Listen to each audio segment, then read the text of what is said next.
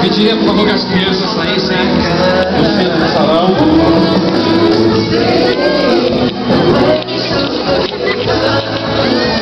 Ai, Deus. Senta aqui, senta.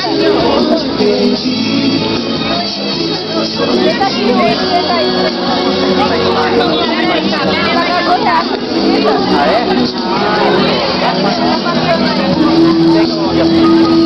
É só pedir uma surpresa. E ela traz? Traz. E é R$2? É ela aqui, ó.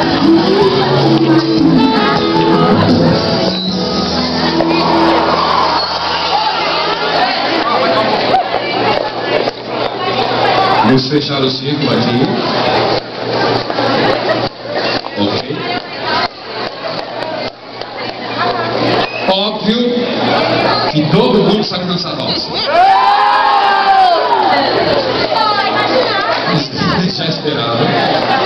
Não lembram mais da valsa dos 15 anos. Os rapazes não lembram quando iam na festa dos 15 anos. Ó, as crianças no meio não vai dar certo, hein, gente?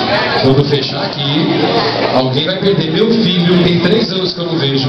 Uma formatura aqui no meio vai complicar.